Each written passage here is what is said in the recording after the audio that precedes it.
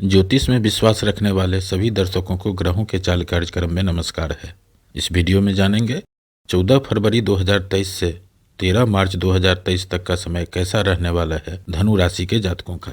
क्या इस समय में कुछ धन प्राप्त होंगे, कुछ पैसे मिलेंगे, कौन सा पक्ष मजबूत रहेगा, कहाँ हम कमजोर हो रहे हैं, इन सभी बातों का चर्चा इस वीडियो में करेंगे। यह गणना चंद्र राशि पर आधारित है, यानी जिन जातक के जन्म पत्रिका में चंद्रमा धनु राशि में स्थित है, जहाँ 9 लिखा है, उस जातक को धनु राशि का जातक कहा जाता है। आप इस वीडियो को लग्न से भी देख सकते हैं। मित्रों, ज्योतिष गणना के अनुसार 14 फरवरी 2023 से 13 मार्च 2023 में ग्रहों के चाल इस तरह रहेंगे।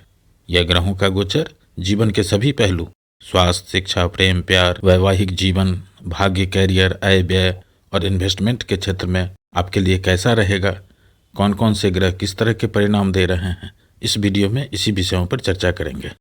बात का प्रारंभ प्रथम भाव से करते हैं तो प्रथम भाव से स्वास्थ्य और व्यक्तित्व, हेल्थ एंड पर्सनैलिटी के बारे में जाना जाता है। धनु राशि और धनु लग्न वालों के लिए इस भाव का स्वामित्व बृहस्पति ग्रह के पास है। धनु राशि वालों के लिए बृहस्पति ग्रह प्रथम भाव और चतुर्थ भाव के स्वामी होते हैं और इस समय में बृहस्पति ग्रह मीन राशि चतुर्थ भाव से गोचर कर रहे हैं, हंस महायोग का निर्माण कर रहे हैं। अभी शनि की दृष्टि का पाप प्रभाव बृहस्पति ग्रह पर नहीं है और धीरे धीरे बृहस्पति ग्रह का अंश बल भी बढ़ रहा है। साथ ही साथ प्रथम भाव पर मंगल ग्रह की तीसरी दृष्टि है। धनु राशि में मंगल ग्रह अच्छे फल प्रदाता होते हैं और वैदिक ज्योतिष में मंगल का छठे भाव से गोचर को शुभ गोचर कहा गया है, यानी इस भाव से अभी बृहस्पति ग्रह और मंगल ग्रह संबंध बना रहे हैं और मंगल ग्रह मजबूत स्थिति में है।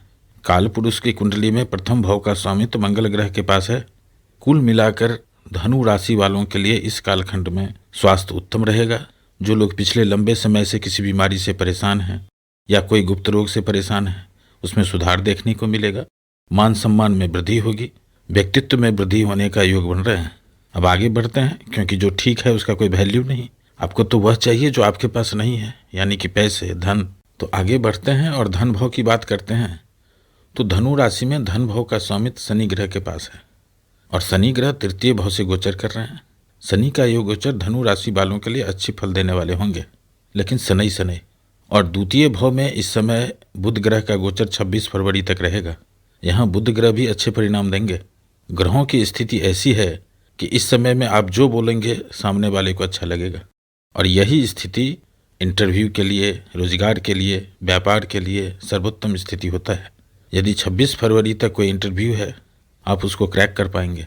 नौकरी में, रोजगार में, व्यापार में कोई बड़ी डील होने का युति बना रहे हैं यहाँ बुध ग्रह।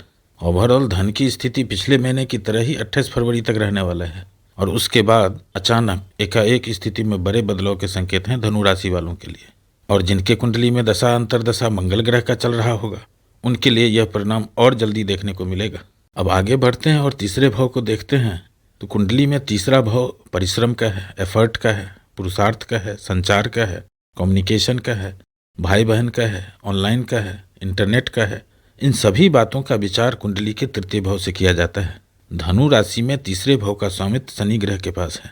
अभी शनि ग्रह धनेश होकर के तृतीय भाव से गोचर कर रहे हैं और युति भाग्यस्य सूर्य और बुध ग्रह की है। 27 फरवरी से कर्मेश बुध ग्रह भी साथ है। यहाँ शनि ग्रह कुछ दिनों के लिए सूर्य से अस्त भी हो जाएंगे और इस समय में सूर्य की दृष्टि अपने ही घर पे नवम भाव पर रहेगा। यहाँ ध्यान से समझना होगा। अभी शनि, सूर्य और बुध तीनों ग्रह का प्लेसमेंट अच्छा है, यानी तृतीय भाव में शनि ग्रह भी अच्छे फल देते हैं, सूर्य ग्रह भी अच्छे फल देते हैं और बुध ग्रह भी अच्छे फल देते हैं।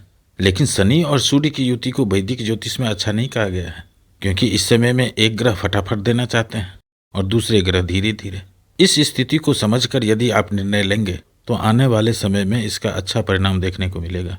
यानी जल्दबाजी में काम बिगाड़ सकते हैं यह युति, इसलिए सावधानी भी रखना जरूरी है। इस समय में यह युति भाग्य को बढ़ाने वाले हैं, आपके कम्युनिकेशन को बढ़ाने वाले हैं, चाहे वो रिटन कम्युनिकेशन हो या वर्बल कम्युनिकेशन हो या डिजिटल कम्युनिकेशन हो। संचार को बढ़ाने वाले हैं, परिश्रम को भी बढ़ाने वाले हैं और छोटी मोटी यात्राओं का योग भी बना रहे हैं। काल पुरुष के कुंडली में तृतीय भाव का स्वामित्व बुध ग्रह के पास है और कम्युनिकेशन का कारक ग्रह बुध ग्रह को ही कहा गया है। वाणी के कारक होते हैं बुध ग्रह। 27 फरवरी के बाद जो लोग कम्युनिकेशन के क्षेत्र से जुड़े हुए हैं, पब्लिक डीलिंग से जुड़े हुए हैं, मीडिया के क्षेत्र से जुड़े हुए हैं, ऑनलाइन सर्विस के क्षेत्र से जुड़े हुए हैं, आईटी सेक्टर से जुड़े हुए हैं, ऐसे क्षेत्र से जुड़े हुए लोगों को अधिक लाभ यानी कार्यों में वृद्धि देखने को मिलेगा। आगे बढ़ते हैं और चौथे भाव को देखते हैं तो चौथे भाव से सुख समृद्धि, परिवार, माता, भवन, वाहन, इन सभी चीज़ों का विचार किया जाता है।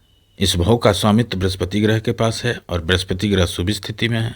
यहाँ बृहस्पति ग्रह लग्नेश भी होते हैं, इसलिए सुख समृद्धि के लिए यह समय अच्छा रहने वाला है। इस समय में धनु राशि वालों के चतुर्थ भाव में बृहस्पति ग्रह और शुक्र ग्रह की युति रहेगी और दोनों ग्रह मजबूत स्थिति में हैं, बलवान स्थिति में हैं। इस समय में आपके घर में कोई मांगलिक कार्य हो सकते हैं या किसी मांगलिक कार्य में शामिल होंगे, इस तरह का योग बन रहा है। चतुर्थ भाव में शुक्र का गोचर होने से घर में सुख सुविधाओं के लिए नए सामान की खरीदारी करेंगे। जो लोग मकान के लिए ज़मीन खरीदना चाहते हैं, मकान बनाना चाहते हैं या मकान खरीदना चाहते हैं, वाहन खरीदना चाहते हैं, इस समय में प्रयास करें। अधिकांश ग्रह सपोर्टिव हैं, काम बन जाएंगे। उसमें भी 27 फरवरी के बाद का समय अच्छा रहेगा। यदि 27 फरवरी से पहले आप ज़मीन, मकान, वाहन का खरीद या बिक्री करते हैं तो कागजात को, डॉक्यूमेंट को ठीक से चेक कर लें, अन्यथा कुछ ना कुछ मिस्टेक, धोखा हो सकता है। अब आगे बढ़ते हैं और पंचम भाव को देखते हैं तो पंचम भाव से प्रेम, प्यार, लिव इन रिलेशन, शादी के लिए प्रारंभिक वार्ता, संतान, शिक्षा और आकस्मिक लाभ का विचार करते हैं। धनु राशि में पंचम भाव का स्वामित्व मंगल ग्रह के पास है और मंगल ग्रह इस समय छठे भाव से गोचर कर रहे हैं। वैदिक ज्योतिष में मंगल का छठे भाव से गोचर को शुभ गोचर कहा गया है। इस भाव में राहु विराजमान है, शनि और केतु की दृष्टि है। प्रेम, प्यार, लिव इन रिलेशन, शादी के लिए प्रारंभिक वार्ता, जीवन साथी, शादी विवाह, इन सभी विषयों का विचार करने से पहले बृहस्पति ग्रह और शुक्र ग्रह की स्थिति को गोचर में अवश्य देखना चाहिए। धनु राशि वालों के लिए इस समय में बृहस्पति ग्रह और शुक्र ग्रह केंद्र भाव से गोचर कर रहे हैं, चतुर्थ भाव से गोचर कर रहे हैं, मीन राशि से गोचर कर रहे हैं। मीन राशि में शुक्र ग्रह उच्च के होते हैं, यानी अच्छे परिणाम देने वाले होते हैं। इस समय में जो लोग प्यार कर रहे हैं और शादी करना चाहते हैं उनके लिए यह समय अच्छा रहने वाला है। जो लोग जीवन साथी के इच्छुक हैं उनको अच्छे जीवन साथी मिलेंगे। जो लोग संतान के इच्छुक हैं उनके लिए भी यह समय उत्तम रहने वाला है। जो लोग उच्च शिक्षा के क्षेत्र से जुड़े हुए हैं उनके लिए भी यह समय उत्तम रहने वाला है। जो लोग लिव इन रिलेशन में रह रहे हैं उनके लिए यह समय अच्छा रहने वाला है। जिनको पार्टनर से अंडरस्टैंडिंग में कमी थी 15 फरवरी के बाद प्रयास करें, शुक्र की स्थिति अच्छी है, बात बन सकती है। जो स्टूडेंट हैं उनको पढ़ाई में मन लगेगा, लेकिन अधिक परिश्रम करने की ज़रूरत है। जो लोग परीक्षा की तैयारी कर रहे हैं उनके लिए भी यह समय अच्छा रहने वाला है। जो लोग शेयर मार्केट के क्षेत्र से जुड़े हुए हैं उनको भी इस समय में आकस्मिक धन लाभ होने का योग बन रहे हैं, लेकिन सावधानी रखें क्योंकि इस भाव पर शनि की भी दृष्टि है। इसलिए इन सभी परिणामों में डिले हो सकता है लेकिन डिनाई नहीं हो सकता, यानी परिणाम मिलने में विलंब हो सकता है लेकिन मिलेगा जरूर। अब आगे बढ़ते हैं और छठे भाव की बात करते हैं तो छठे भाव से शत्रु, ऋण, रोग, प्रारंभिक नौकरी की वार्ता, प्रारंभिक व्यवसाय की वार्ता से संबंधित सभी विषयों पर विचार किया जाता है। धनु राशि में छठे भाव का स्वामित्व शुक्र ग्रह के पास है। शुक्र ग्रह इस समय उच्च स्थिति में मीन राशि से गोचर कर रहे हैं। इस समय मंगल ग्रह छठे भाव में विराजमान है और उनकी एक दृष्टि भाग भाव पर, दूसरी दृष्टि विदेश भाव पर और तीसरी दृष्टि लग्न भाव पर है। यहाँ मंगल विपरीत राजयोग भी बना रहे हैं। यह मंगल आपके शत्रुओं को परास्त करेंगे। यदि कोई लोन है, ऋण है, उसको कम करेंगे या समाप्त करेंगे। यदि आप लोन लेना चाहते हैं, चाहे वो पर्सनल लोन हो या होम लोन हो या बिजनेस लोन हो, इस समय में आप लोन के लिए प्रयास करें, लोन आसानी से मिल जाएंगे। यदि आपने कोई इंटरव्यू दिया है, जो लोग नौकरी के लिए परीक्षा दिया है, कंपटीशन में लिखित परीक्षा दिया है, उनको सफलता मिलेगी। और जो लोग नौकरी खोज रहे हैं उनको दूसरे शहर या दूर के शहर या विदेश के कंपनी में काम लगने का योग प्रबल है। कुल मिलाकर छठे भाव का प्रभाव भी धनु राशि वालों के लिए अच्छा रहने वाला है। अब आगे बढ़ते हैं और सप्तम भाव की बात करते हैं तो सप्तम भाव से मुख्य रूप से वैवाहिक जीवन, मैरिड लाइफ और पार्टनरशिप के बारे में विचार किया जाता है। इस भाव का स्वामित्व बुध ग्रह के पास है। बुध ग्रह इस कालखंड में द्वितीय और तृतीय भाव से गोचर करेंगे, शनि की राशि से गोचर करेंगे और कुछ दिनों के लिए शनि ग्रह के साथ भी बुध ग्रह का गोचर रहेगा, क्योंकि यहाँ बुध ग्रह शनि के कंट्रोल में है और शनि ग्रह दाम्पत्य जीवन के लिए मनमुटाव पैदा करते हैं और बुध ग्रह वाणी के कारक हैं, इसलिए वाद विवाद से बचना चाहिए। ओवरऑल इस समय में दाम्पत्य जीवन, वैवाहिक जीवन के सुख में कमी रहेगी, लेकिन डे टू डे इनकम में आर्थिक सहयोग बने रहेंगे। और जो लोग पार्टनरशिप में व्यापार कर रहे हैं उनको भी पार्टनर से आर्थिक सहयोग का योग बन रहे हैं। अब आगे बढ़ते हैं और अष्टम भाव की बात करते हैं तो अष्टम भाव से गुप्त धन, गुप्त विद्या, गुप्त रोग के बारे में जाना जाता है। साथ ही साथ दुर्घटना, दुर्भाग्य के बारे में भी इस भाव से विचार करते हैं।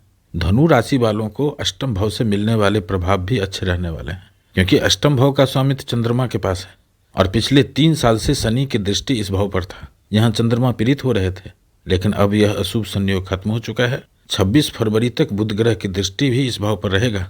इस समय में यदि आपके पैसे कहीं फंसे हैं, प्रयास करें, पैसे निकल सकते हैं। यदि आपका कोई पॉलिसी मैच्योरिटी का मामला फंसा हुआ है, उसको फॉलो अप करें, धन मिलने के योग हैं। यदि कोई गुप्त रोग था, अब उसमें सुधार देखने को मिलेगा।